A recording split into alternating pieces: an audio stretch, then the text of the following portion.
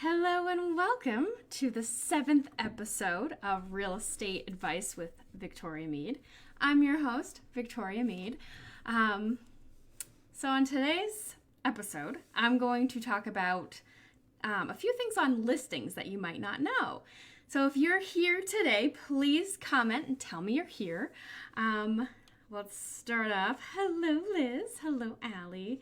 Ben, don't be wise. Leave them alone.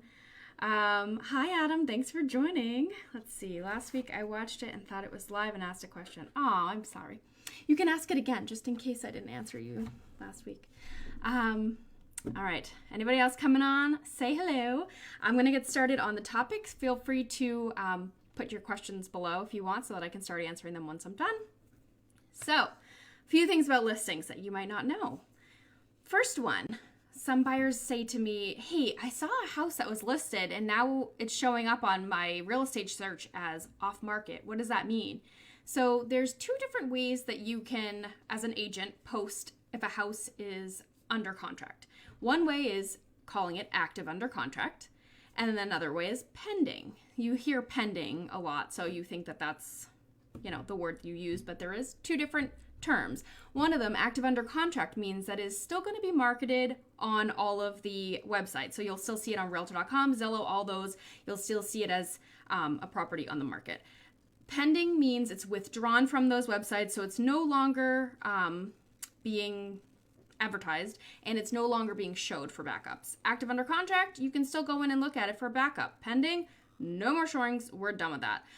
So when you see it off market, that just means that it went pending. So it's off the market, off being advertised. Sorry. Maybe it'd come back on if things fall through, but the sellers don't want any more showings, so they set it to pending. Second thing, not all agents not all of them are created equal. So when you're uploading a listing, there's so many fields that you can fill in, and then there's only some that are required to fill in.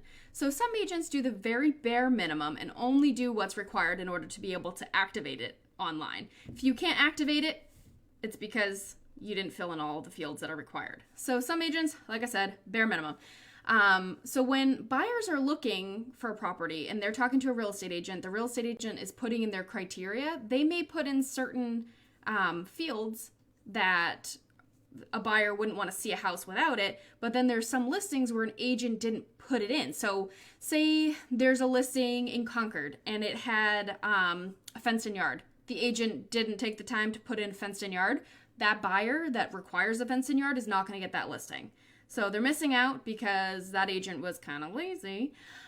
So fields are super important. When you look for an agent, you want to find one that actually pays attention to detail, fills out any fields possible. That way your listing is going to send to the most amount of people and just looks better because I like when it's filled out. Looks good. One thing too that I always make sure to do is room measurements because that could make or break it for somebody. There might be somebody with big master bedroom furniture, and if there's no room measurements, they're not going to know whether or not their furniture is going to fit.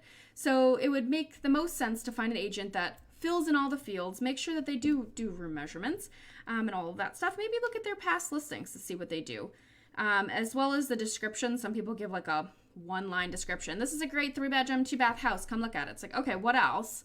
Because some fields can't be put in, so it would make sense to describe it where there's a spot to do that. Another thing, so with listings, did you know that in MLS, you are only allowed to put up to 40 photos because that's all that they allow. Over that, sorry, you'll have to look somewhere else where an agent might upload extra photos somewhere else. But if you see listings with 3 photos, agent wasn't trying hard in most cases. Sometimes the seller doesn't want pictures, which is fine. But some cases, agents are like going with their iPhone and like, oh, here's some pictures. I'm going to throw these on.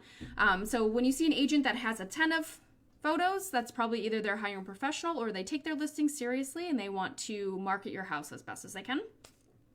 My last thing, I like to give this tip to my buyers is there's a non-public remark. So public remarks is where they put all the information that they want you to know about the house and why it's great. And then in the non-public remarks, they make remarks to agents only that say, hey, just so you know, this is going to have to be subject to the seller finding suitable housing and or hey, just so you know, this more than likely won't go FHA because there's chipping paint, things like that.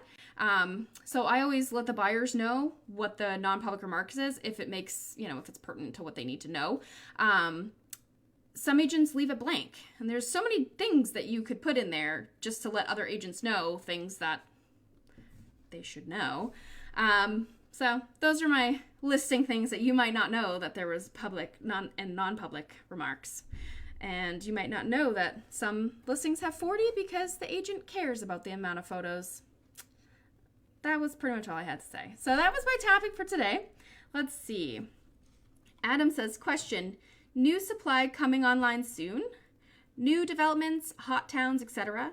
So we hope for new supply because it's quite low right now. There's no really way to know. Usually the spring markets, when it's totally crazy, we're kind of thinking maybe once school's out for the year, more sellers are willing to sell because they're ready to start figuring out where their kids are going to go to school next year. New developments, it kind of depends on where you're looking. And then hot towns, every town is hot in this market right now. Even, for example, I showed a house the other day in Wilton, which back in the day, Wilton was, a town that took forever to get to, and this house has multiple offers, and they're, looking for highest and best offers in a couple days. So basically every town right now is hot because the inventory is so low. Any idea what the average age of a house nationally in New Hampshire? I'd be curious to know. That's a great question. I know New England, we have a lot of older homes than, say, like Florida, but I don't know that question, or that answer, I should say. So I'll look into that and I'll let you know. Thanks for the question. Appreciate it. Let's see. Anyone else have any questions?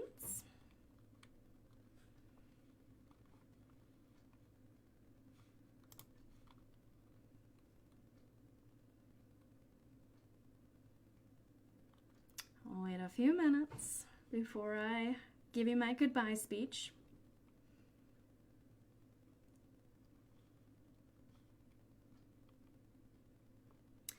Ben said, in regards to your pictures and agents caring, sometimes you see listings with a lot of pictures, but they don't showcase their rooms well. Is that because agents take the pictures themselves with their phones? What makes your pictures better than others?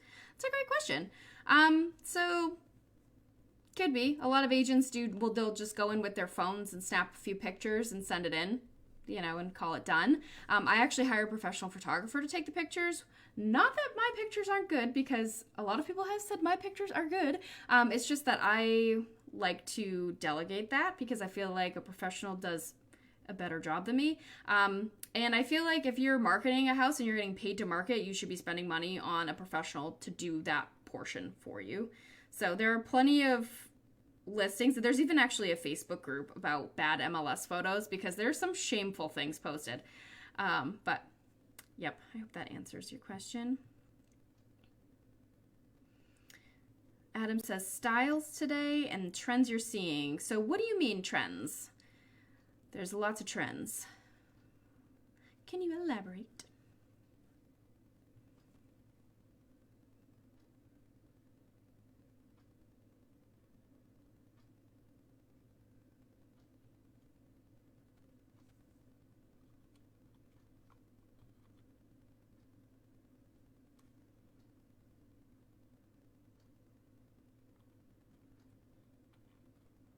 Are the 50s coming back? That kind of thing. Oh, so you mean like styles for houses and stuff. So gray is super in right now. Gray is basically the color that everybody's choosing.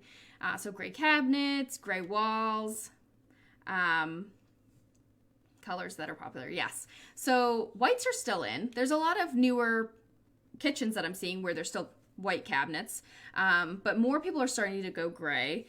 And then what used to be the case when I started this in 2014 was beige. Beige was the it thing. And so it's so funny. Anybody that's selling their house that bought 5 years ago, their house is usually still beige, versus now everybody's houses are gray. When you see flippers flip, they're flipping and they're putting gray walls, that kind of thing.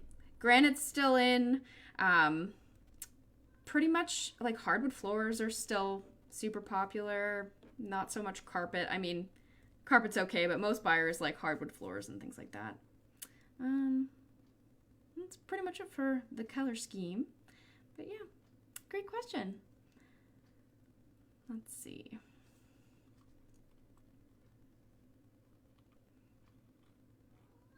Any other questions, anybody?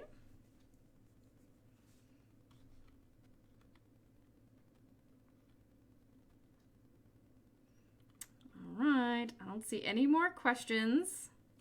So if any pop up in the next 30 seconds, then I'll answer them. But if they don't, thank you so much for watching, either on replay or live right now. Join me for the 8th episode next week at 7 p.m. next Friday. Hope to see you then. Let's see. Give it another 10 seconds just in case. Don't want to miss anything. All right. Well, I hope you guys have a great weekend. Happy Mother's Day to the mothers out there. And I'll see you next Friday at 7 p.m. Thanks.